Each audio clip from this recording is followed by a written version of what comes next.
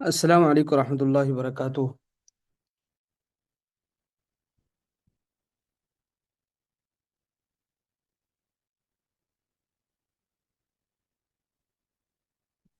آج ہمارے سیرت کور کا سبق نمبر 5 ہے، جس کے اندر سب سے پہلا عنوان آج ہم پڑھیں گے مکہ سے روانگی اور غار ثور میں قیام۔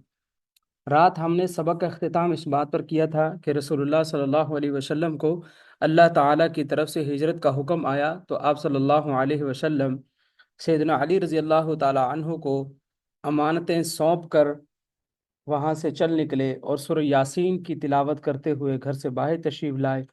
اور اس دوران حضور صلی اللہ علیہ وسلم اپنی مٹھی مبارک میں مٹی رکھے ہوئے تھے۔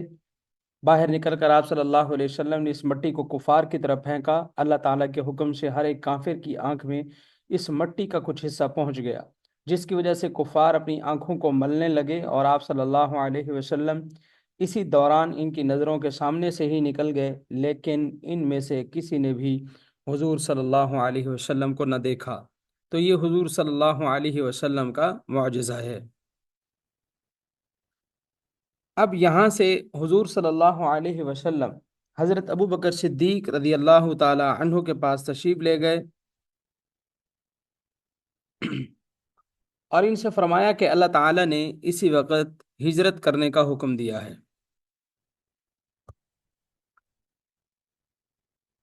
یہ سن کر حضرت ابو بکر صدیق رضی اللہ تعالی عنہ نے سفر کے لیے اپنی اونٹنی پیش کر دی۔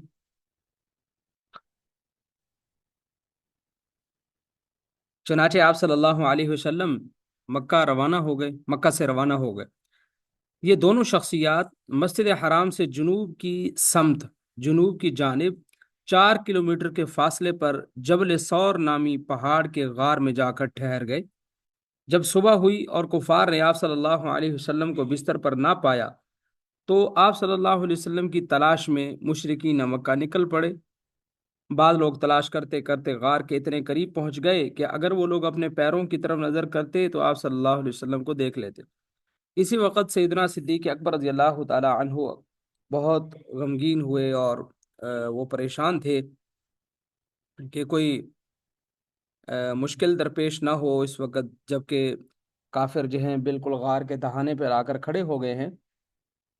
تو آپ صلی اللہ علیہ وسلم نے اس دوران فرمایا کہ گھبراؤ مت، اللہ تعالی ہمارے ساتھ ہیں۔ سورۃ التوبہ کی آیات ہیں جس کے الفاظ ہیں کہ لا تحزن ان اللہ معنا۔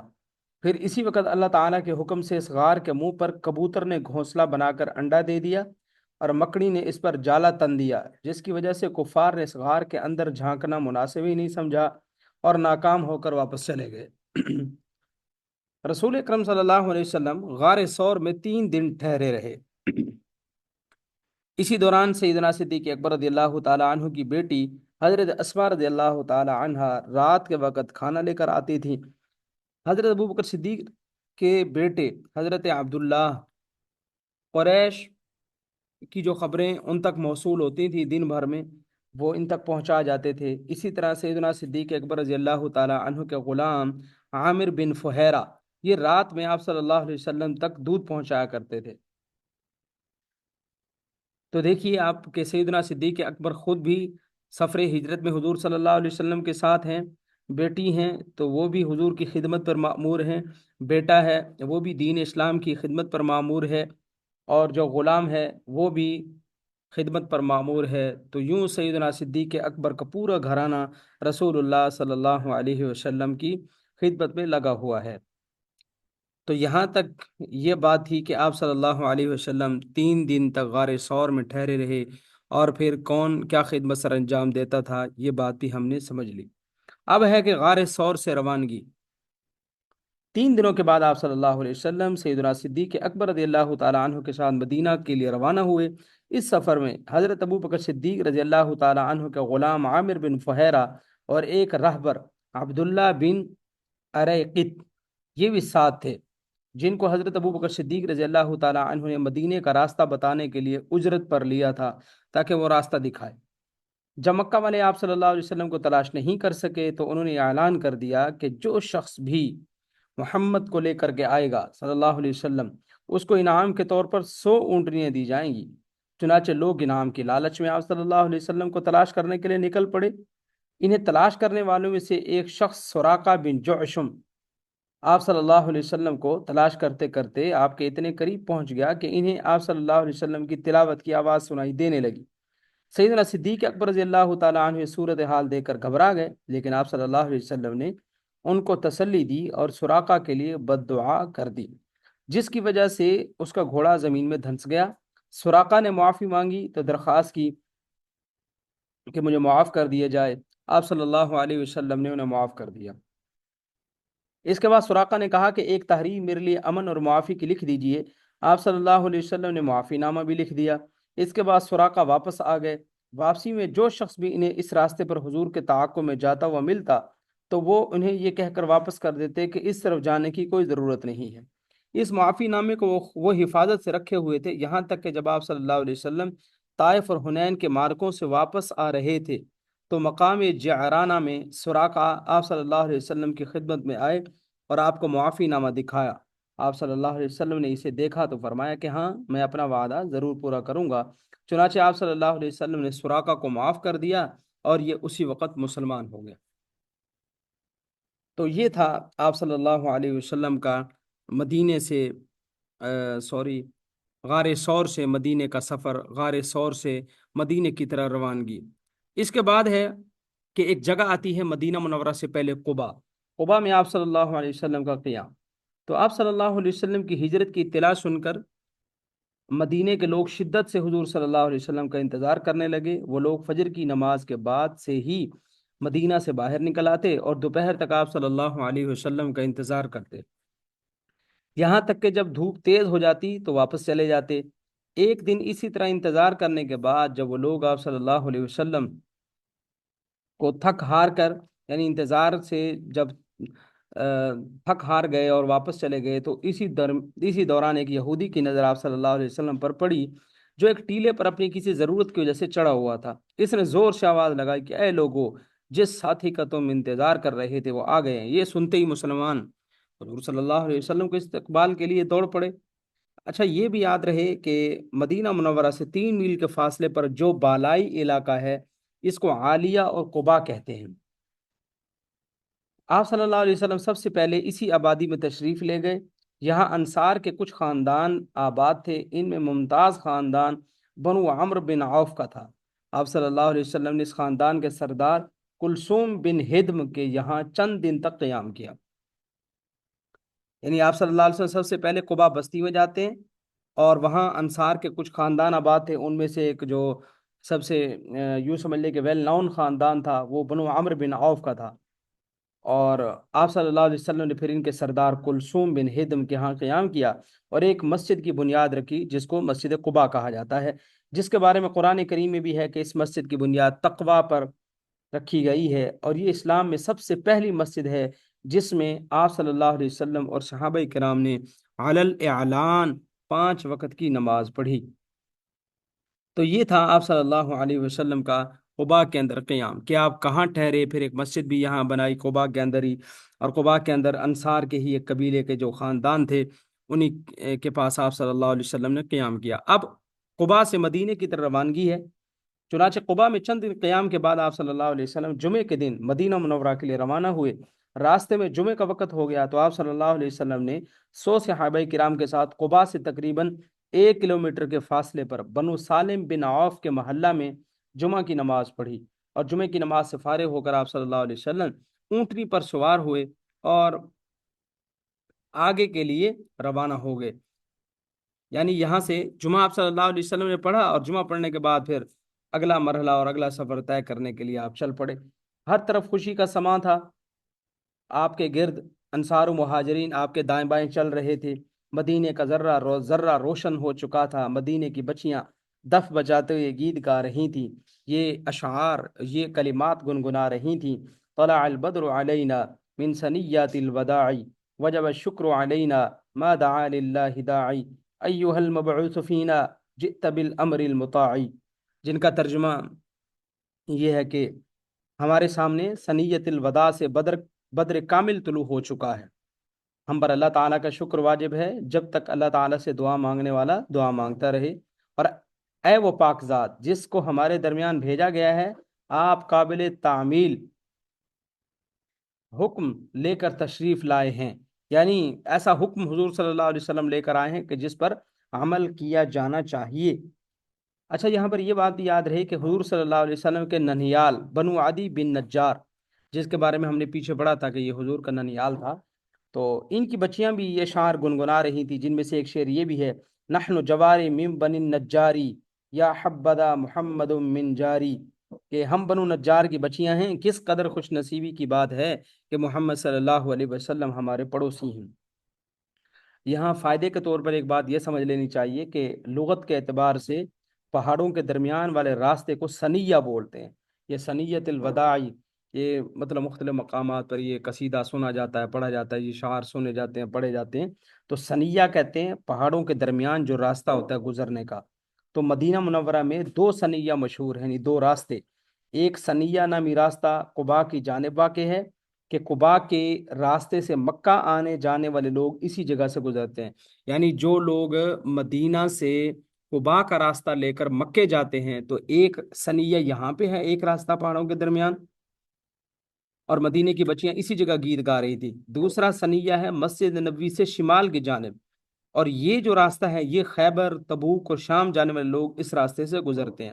چونکہ مدینے کے لوگ مسافروں کو رخصت کرنے کے لیے ان دونوں جگہ تک آتے تھے، اس لیے ان دونوں جگہوں کا نام سنیت الوداع رکھا گیا ہے، یعنی جہاں وہ راستہ، وہ سنیہ جہاں پر کسی کو الوداع کیا جاتا ہے، تو سنیت الوداع اس کو بولتے ہیں۔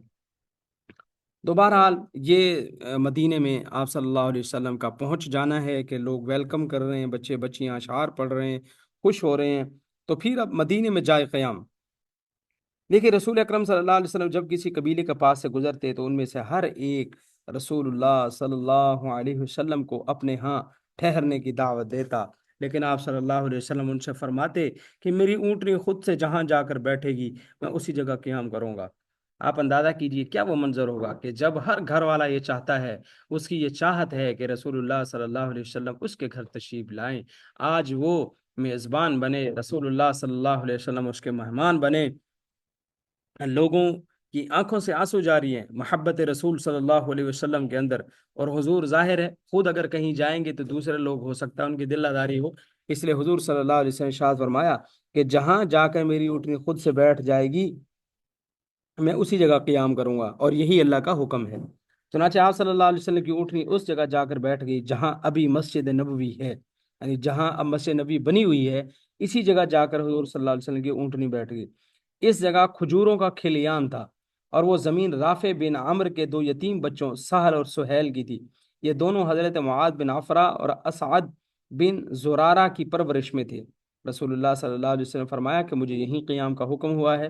اس کے بعد آپ صلی اللہ علیہ وسلم نے وہ زمین خرید لی اور وہاں مسجد نبوی کی تعمیر کا حکم دیا۔ اچھا، چونکہ یہ جگہ خالی تھی، یہ زمین، یہ پلاٹ خالی تھا، مکانات اس پر بنے ہوئے نہیں تھے، اس لیے مسجد اور مکانات کی تعمیر تک آپ نے اسی کے قریب حضرت ابو ایوب انصاری رضی اللہ تعالیٰ عنہ کے گھر میں قیام کیا۔ ان کا گھر دو منزلہ تھا، ان کی خواہش تھی کہ آپ صلی اللہ علیہ وسلم اوپر رہیں، لیکن آپ صلی اللہ علیہ وسلم نے ملاقات کرنے والوں اور حضرت ابو ایوب کی سہولت کے خاطر نچلی منزل میں رہنے کو پسند کیا۔ بعد میں آپ صلی اللہ علیہ وسلم حضرت ابو ایوب رضی اللہ تعالیٰ عنہ کی بار بار کی درخواست پر اوپر تشریف لے گئے۔ تو یہ تھا آپ صلی اللہ علیہ وسلم کا مدینے میں جائے قیام کہ جہاں آپ صلی اللہ علیہ وسلم رہائش پذیر تھے۔ اس کے بعد سفر ہجرت کی تاریخ پر ایک نظر۔ اب یہاں ایک اہم بات یہ بھی ہے کہ یہ جو ہجرت کا سفر ہے اس کی تاریخ کیا تھی، آپ کی عمر کتنی تھی، کس دن آپ صلی اللہ علیہ وسلم جو سفر کر کے وہاں پہنچے، تو اس سلسلے میں ہم مختصر سی بات یہ سمجھ لیں کہ آپ صلی اللہ علیہ وسلم نبوت کے 13ویں سال 53 سال کی عمر میں 27 صفر کو بروز جمعرات مکہ سے روانہ ہوئے، 3 دن غار ثور میں قیام کیا، پھر یکم ربیع الاول 13 نبوی بروز پیر کو آپ غار ثور سے مدینہ کے لیے روانہ ہوئے۔ 7 دن سفر کرنے کے بعد 8ویں روز 8 ربیع الاول کو آپ قباء کو پہنچے بروز پیر، پھر وہاں 4 دن تک قیام کیا، اور 12 ربیع الاول بروز جمعہ کو مدینہ منورہ تشریف لے گئے۔ اس سلسلے میں اور بھی بہت سے اقوال ہیں، لیکن سیرت نگاروں کے نزدیک سب سے اصح، یعنی سب سے زیادہ صحیح قول جو ہیں وہ یہی ہیں۔ تو دیکھیے، ہم نے ایک مرحلہ پڑھا تھا آپ صلی اللہ علیہ وسلم کی ولادت سے نبوت تک کا، دوسرا مرحلہ تھا نبوت سے ہجرت تک کا، اور آپ صلی اللہ علیہ وسلم کی سیرت طیبہ کا ایک تیسرا حصہ ہے ہجرت سے وفات تک۔ اب ہجرت سے وفات تک کے کچھ پہلو ہم جانیں گے۔ سب سے پہلے یہ ہے کہ آپ صلی اللہ علیہ وسلم نے مدینہ منورہ جاتے ہی مواخات مدینہ کے نام سے جو بات مشہور ہے کہ بھائی چارہ وہاں قائم کیا۔ اب دیکھیے، جو مسلمان ہجرت کر کے مدینہ آئے تھے ان کے پاس رہنے کے لیے نہ اپنا گھر تھا،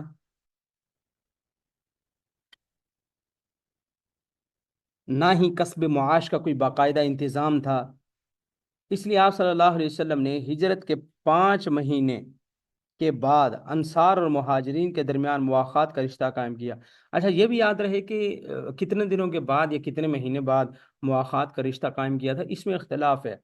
تو صحیح قول یہی ہے کہ 5 مہینے کے بعد آپ نے رشتہ قائم کیا، جس کا طریقہ یہ ہوتا تھا کہ آپ صلی اللہ علیہ وسلم انصار و مہاجرین میں سے ایک ایک شخص کو بلاتے اور ان دونوں سے کہتے تھے کہ تم دونوں ایک دوسرے کے بھائی ہو۔ چنانچہ اس مواخات کا، اس بھائی چارے کا اثر اس قدر ہوا کہ دونوں ایک دوسرے کے ساتھ حقیقی بھائی کی طرح رہنے لگے، اور انصار نے اپنی پوری جائیداد کو 2 حصوں میں تقسیم کر کے ایک حصہ اپنے مہاجر بھائی کو دے دیا۔ تو دیکھیے، دین تو اس قدر ایثار کا حکم دیتا ہے، دین تو اس قدر دوسرے بہن بھائیوں کی محبت سکھلاتا ہے، دوسروں کے لیے قربانی کا جذبہ پیدا کرنے کی تعلیم دیتا ہے۔ ایک طرف یہ دینی تعلیمات ہیں، دوسری طرف ہمارا معاشرہ ہے، ہمارا طرز زندگی ہے کہ ہم اپنے ہی بھائی کو اس کا حصہ بھی نہیں دیتے، اپنی ہی بہن کو اس کا ہی حصہ نہیں دیتے، اپنے ہی مسلمان بھائی کو اس کا ہی حصہ نہیں دیتے، جو اس کا حق ہے اس کو اس کا حق بھی نہیں دیتے۔ وہ کھانے کی چیز ہو، پہننے کی ہو، پینے کی ہو، وہ برتنے کی کوئی چیز ہو، تو ہمارے ہاں ایک مزاج یہ بن چکا ہے کہ بس جو طاقتور ہے اب وہ کمزور کی چیز دبا لے، اس کا حق کھا جائے، جگہ پہ قبضہ کر لے، پلاٹ پہ قبضہ کر لے۔ تو یہ ہمارا مزاج بن چکا ہے، اور ایک طرف نبی کریم صلی اللہ علیہ وسلم نے قبضہ کرنے کی بجائے اس بات کی تعلیم دی کہ جو تمہارے پاس ہے تم اپنے بھائی کے لیے پیش کر دو۔ تو یہ تھا بھائی چارے کا رشتہ جو آپ صلی اللہ علیہ وسلم نے مدینہ منورہ کے اندر قائم کیا۔ اب جو دوسری اہم چیز ہے وہ ہے میثاق مدینہ، کہ مدینے کے جو لوگ تھے ان کے ساتھ آپ صلی اللہ علیہ وسلم نے کچھ معاہدات کیے۔ تو یہاں پر سمجھنے کی چیز یہ ہے اس پوائنٹ کے اندر کہ مدینے میں اکثر و بیشتر آبادی انصار کے قبیلہ اوس اور خزرج کی تھی، مگر ایک طویل عرصے سے یہاں یہودی بھی کافی تعداد میں آباد تھے، جن کے 3 قبیلے بنو نذیر، بنو قینقاع اور بنو قریظہ بہت مشہور تھے۔ یہودی آپ صلی اللہ علیہ وسلم کو برحق سمجھتے تھے، پھر بھی آپ صلی اللہ علیہ وسلم سے دشمنی کرتے تھے، اور انصار کے جو دونوں قبیلے جن کا ہم نے اوپر تذکرہ کیا ہے کہ اوس اور خزرج جو انصار کے قبیلے تھے، یہ دونوں قبیلوں میں پھوٹ ڈالنے کی کوشش میں لگے رہتے تھے۔ اسی کے پیش نظر آپ صلی اللہ علیہ وسلم نے یہودیوں سے تقریباً 14 نکات پر مشتمل ایک ایگریمنٹ کیا، جس میں یہ بات بھی شامل تھی کہ مسلمان اور یہودی ایک دوسرے پر حملہ نہیں کریں گے، نیز اگر مدینے میں ان میں سے کسی ایک فریق پر کوئی شخص باہر سے آ کر حملہ کرے گا تو دوسرا فریق حملہ آور کا ساتھ نہیں دے گا بلکہ اپنے فریق کی مدد کرے گا۔ یعنی اگر کوئی مسلمانوں پہ حملہ کرتا ہے تو نہ یہ کہ منافق ان حملہ کرنے والوں کا ساتھ دیں گے بلکہ منافق مسلمانوں کا ساتھ دیں گے۔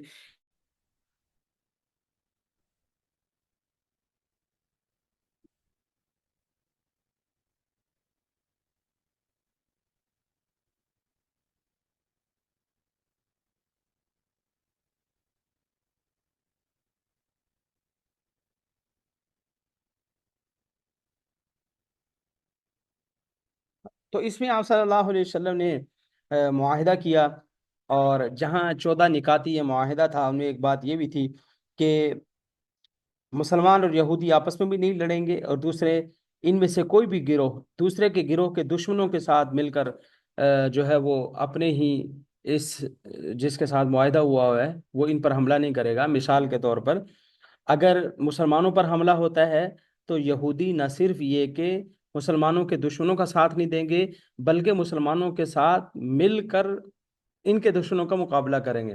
اسی طرح اگر یہودیوں پہ کوئی حملہ ہوتا ہے تو مسلمان یہودیوں کا ساتھ دیں گے، یہودیوں کے دشمنوں کا ساتھ نہیں دیں گے۔ تو لیکن یہ جو ایگریمنٹ تھا، یہ جو معاہدہ تھا، اس پر یہودیوں کے کسی بھی قبیلے نے عمل نہیں کیا، جیسے کہ اس کی تفصیل آگے چل کے آئے گی۔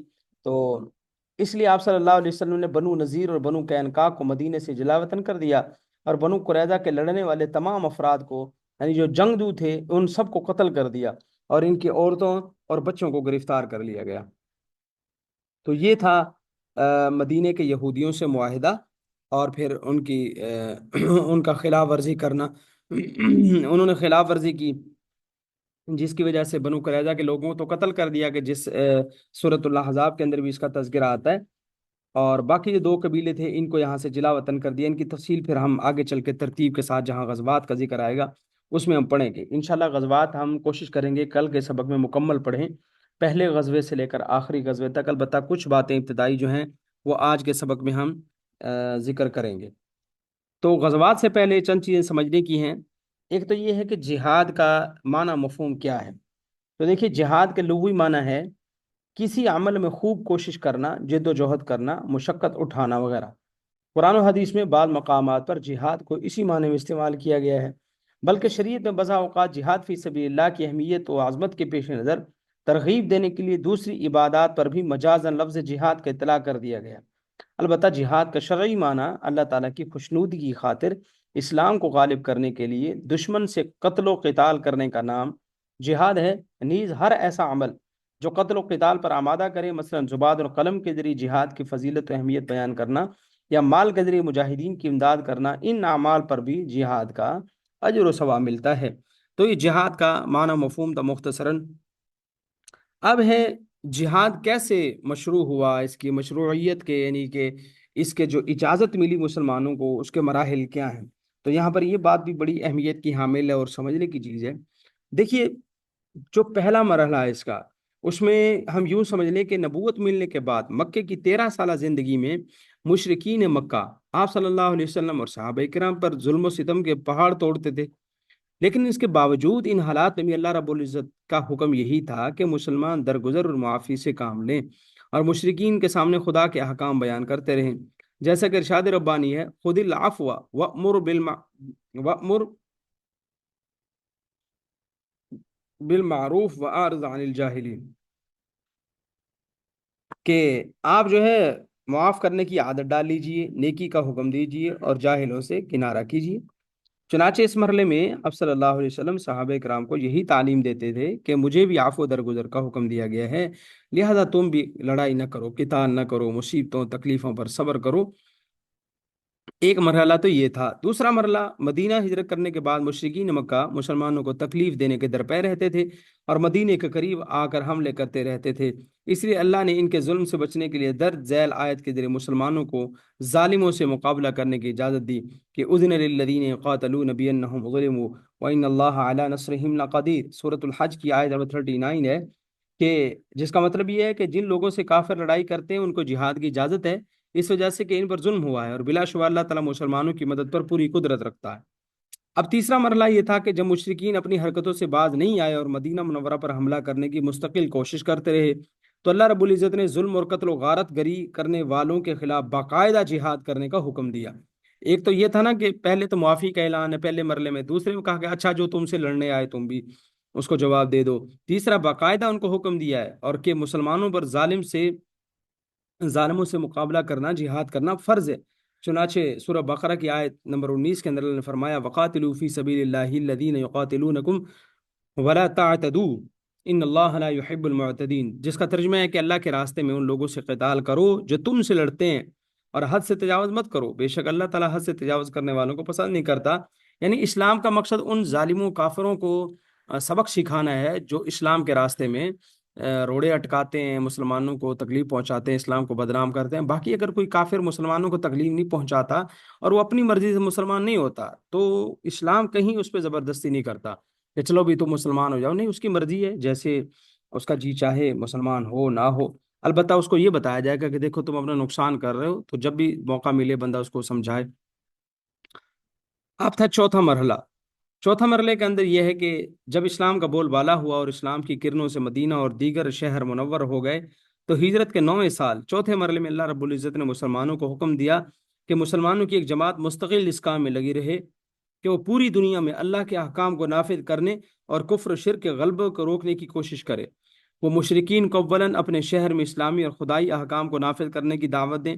اگر وہ اسلام قبول کر لیں تو ٹھیک ہے، ان کو چھوڑ دیں کیونکہ یہ مسلمان ہو گئے، اور اگر یہ پھر بھی کفر پر ڈٹے رہیں اور شرک کو ترجیح دیں تو ان کو جزیہ ادا کرنے کے لیے کہیں، یعنی ان کے مالوں میں سے مسلمانوں اور اسلامی حکومت کے واسطے ایک معمولی رقم طے کر دی جائے گی، جس رقم کے بدلے مسلمان ان کے جان مال عزت آبرو کی حفاظت کریں گے تو وہ ٹیکس پے کریں گے۔ اگر یہ لوگ جزیہ دینے پر تیار نہ ہوں تو ان سے اس معاہدے پر بات کی جائے کہ وہ مسلمانوں کے خلاف کوئی سازش نہیں کریں گے۔ اگر وہ معاہدے پر تیار ہو جائیں تو ان سے لڑائی نہ کی جائے، لیکن اگر یہ معاہدے پر بھی تیار نہ ہوں تو پھر ان سے جہاد کریں، تاکہ ان کی جانب سے اسلام اور مسلمانوں کو کوئی خطرہ نہ رہے۔ یہاں پر دیکھیے یہ بات بھی سمجھنے کی ہے اور یہ بات بھی ذہن نشین کرنے کی ہے کہ اگر کوئی غیر مسلم امن لے کر اسلامی حکومت میں آ جاتا ہے تو اس سے لڑائی نہیں کی جاتی، کیونکہ اس سے اسلام اور مسلمانوں کو کوئی خطرہ نہیں ہے۔ تو دیکھیے آپ اندازہ کیجئے کہ کافروں کے ساتھ جو ہمارا لڑنا ہے، یا اسلام جو لڑنے کی تعلیم دیتا ہے، وہ اس لیے نہیں ہے کہ کافروں کو ختم کر دیا جائے، جیسے بہت سے لوگ قرآن کریم کی آیات کا غلط استعمال کرتے ہیں اور ان کو صحیح طرح سمجھتے نہیں ہیں، تو یہ کہتے ہیں جی گویا اسلام تو یہ کہتا ہے کافروں کو قتل کر دو۔ سورۃ توبہ کی آیات پڑھتے ہیں سوشل میڈیا پہ، شاید آپ کو کبھی دیکھنے سننے کو ملا ہو، تو وہ کہتے ہیں دیکھو جی قرآن میں تو لکھا ہوا ہے جہاں کافر ملے اس کو قتل کر دو۔ دیکھیے خاص پس منظر کے اندر بات ہو رہی ہے، اس سے پہلے اور اس کے بعد کیا تذکرہ چل رہا ہے، انسان اس کو پڑھے اور سمجھے کہ اصل بات کیا ہے۔ تو یوں کوئی ایک جملہ لے کر بات کہہ دینا کہ دیکھو فلاں جگہ پہ یہ لکھا ہوا ہے، لیکن اس پوری بات کو ذرا سمجھنا وہ واقعہ کس چیز کے بارے میں ہے، کب کی بات ہے، کس تناظر میں اور کس پس منظر میں وہ گفتگو کی جا رہی ہے، اس کو سمجھنا بھی ضروری ہے۔ بہت سے ہمارے لوگ پڑھے لکھے بھی سمجھتے ہیں کہ دیکھو جی اسلام کے اندر یہ جہاد والا کام صحیح نہیں ہے، اس میں تو کافروں کو گویا قتل کرنا مقصود ہے وغیرہ وغیرہ، جبکہ حقیقت ایسی نہیں ہے، جیسے کہ اس پر کچھ بات ہم نے کی بھی ہے۔ دیکھیے جہاد کی اقسام، جہاد کی دو قسمیں ہوتی ہیں، ایک ہوتا ہے دفاعی جہاد اور ایک ہے اقدامی جہاد۔ دفاعی جہاد فرض عین اور اقدامی جہاد فرض کفایہ۔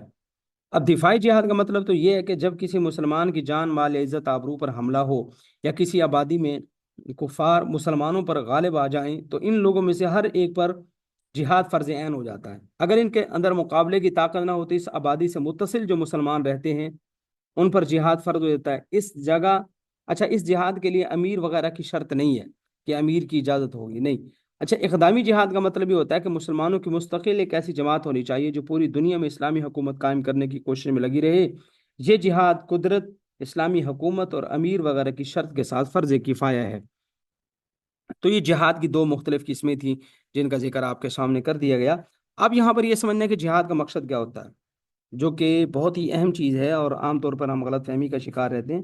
دیکھیے جہاد کا مقصد غیر مسلموں کو قتل کرنا نہیں ہے، جیسا کہ بہت سارے لوگ اس غلط فہمی کا شکار ہیں، بلکہ جہاد کا مقصد دنیا سے فتنہ اور فساد کو ختم کرنا ہے، اور روئے زمین پر اللہ کے عدل و انصاف پر مبنی قوانین کو نافذ کرنا ہے، پوری دنیا میں مذہب اسلام کو غلبہ اور عزت دلانا ہے۔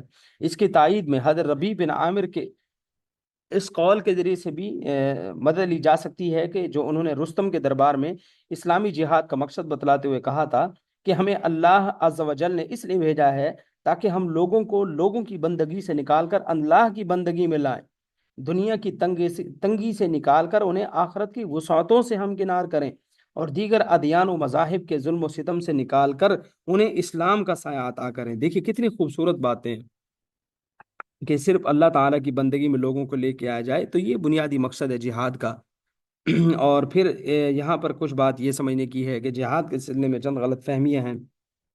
مثلا غیر مسلم بالخصوص اہل مغرب یہ جہاد پر اعتراض کرتے ہوئے کہتے ہیں کہ جہاد کا یہ قانون دہشت گردی اور تشدد پر مبنی نظام ہے، کیونکہ جہاد کا مقصد غیر مسلموں کو قتل کرنا اور لوگوں کو اسلام قبول کرنے پر مجبور کرنا ہے، جو انصاف اور عقلی اعتبار سے درست نہیں ہے۔ یعنی یہ نان مسلم یورپی لوگ اعتراض کرتے ہیں۔ تو دیکھیے اس اعتراض کا جواب یہ ہے کہ جہاد کا مقصد مشرکین کو اسلام قبول کرنے پر مجبور کرنا نہیں ہے، بلکہ جہاد کا مقصد روئے زمین پر عدل و انصاف پر مبنی اسلامی احکام و قوانین کو نافذ کرنا ہے۔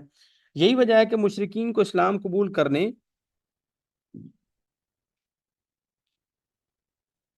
پر امن معاہدہ کرنے، جزیہ دینے، دارالاسلام میں امن لے کر رہنے، ان چاروں چیزوں میں سے کسی ایک چیز کو اختیار کرنے کا حکم دیا گیا ہے۔ اگر جہاد کا مقصد اسلام پر مجبور کرنا یا غیر مسلموں کو قتل کرنا ہوتا تو پھر ان چیزوں کا اختیار نہیں دیا جانا تھا۔ بلکہ غیر مسلم کو ہر حال میں قتل ہی کر دینے کا حکم ہوتا. یعنی یہ جو کہا جا رہا ہے کہ یا تم مسلمان ہو جاؤ یا تم جزیہ دے دو، اس کا مطلب تو یہی ہے نا کہ مسلمانوں کا مقصد قتل کرنا نہیں ہے.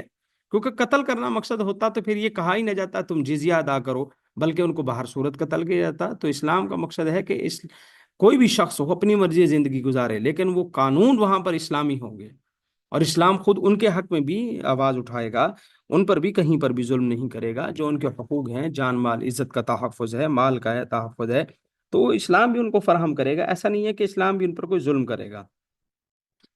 تو یہ چند چیزیں تھی کہ جہاد کے سلسلے میں غلط فہمیاں وغیرہ ان کا تذکرہ ہم نے کر دیا. اس کے علاوہ اور بھی بہت سی چیزیں ہیں جو مطلب ہمارے سمجھنے کی ہیں، جو ہم سیرت کو تفصیل سے پڑھیں گے. سیرت کی کتابیں جو اہل علم نے، سیرت نگاروں نے لکھی ہیں، جب ہم ان کا مطالعہ کریں گے تو ہمیں بہت سی سیکھنے کو ملے گی. ظاہر ہے یہ ایک مختصر سا کورس مرتب کیا گیا تاکہ بنیادی سطح پر، جیسے یوں سمجھ لیجئے کہ بچے ابتدائی طور پر اے بی سی پڑھتے ہیں، تو یہ گویا ویسے اے بی سی ہی ہے سیرت کی. ورنہ تو سیرت نگاروں کی زندگیاں کھپ گئیں اور وہ حضور صلی اللہ علیہ وسلم کی سیرت طیبہ کا احاطہ نہ کر سکے، ان کے تمام تر پہلوؤں کا احاطہ نہ کر سکے. تو یہاں پر ہم نے کچھ چیزیں اس لیے ذکر کی ہیں تاکہ ہمیں ذرا ذوق پیدا ہو جائے، شوق پیدا ہو جائے. تو جہاد کے سلسلے میں غلط فہمی آج کا ہمارا آخری سبق تھا. کل کے سبق میں انشاءاللہ ہم ابتداً دیکھیں گے کہ جہاد اس میں غزوے میں اور سریے میں کیا فرق ہے، کل غزوات کی تعداد کتنی ہے، سرایا کی تعداد کتنی ہے، پھر کل کتنی لڑائیاں ہیں جن میں، کل کتنے غزوات ہیں جن میں لڑائی ہوئی باقاعدہ پراپر، اور کل کتنے غزوات ہیں جن میں لڑائی ہوئی نہیں، پھر کون کون سے غزوات ہیں. مختصراً ہم تمام غزوات کا تذکرہ کریں گے انشاءاللہ. کل کے سبق میں ہم تمام غزوات کو جو ہے وہ زیر بحث لائیں گے. تو ہم آج کا سبق اسی بات پر ختم کرتے ہیں. تو انشاءاللہ اس کی ریکارڈنگ جو ہے وہ آپ کو بھی کچھ دیر تک مہیا کر دی جائے گی. اس کو ہم دوبارہ سن بھی سکتے ہیں، اور دوسروں کے ساتھ اس کو ضرور شیئر کریں. اصل مقصد یہی ہے کہ دین کی دعوت دوسروں تک پہنچ جائے. تو یہ بھی دعوت کا حصہ ہے کہ ہم خود بھی ان چیزوں کو سمجھیں. اور جتنی دیر دیکھیے ہم یہاں بیٹھ جاتے ہیں، یہ 20-25 منٹ، آدھا گھنٹہ، یہ ہمارا عبادت میں گزرتا ہے، یہ سیرت کو پڑھنے میں، دین کو سیکھنے میں گزرتا ہے. اور حدیث میں آتا ہے کہ دین سیکھنے سکھانے کی بڑی فضیلت ہے. بہرحال بہت سی احادیث ہیں، بہت سی آیات ہیں. تو اس سلسلے میں گویا ہم دین کے طالب علموں میں شمار ہو جاتے ہیں. تو اللہ سے دعا ہے اللہ تعالیٰ ہمیں صحیح معنوں میں سیرت طیبہ کو سمجھنے کی، اس پر عمل کرنے کی توفیق نصیب فرمائے. تو آج کا سبق ہم یہیں ختم کرتے ہیں. کل انشاءاللہ غزوے کے بارے میں ہم تفصیل سے اس کی مبادیات کو بھی سمجھیں گے، اس کے بارے میں ابتدائی باتوں کو بھی سمجھیں گے، اور ساتھ ساتھ تمام غزوات کی تفصیل مختصراً ہم پڑھتے چلے جائیں گے انشاءاللہ. السلام علیکم ورحمۃ اللہ وبرکاتہ.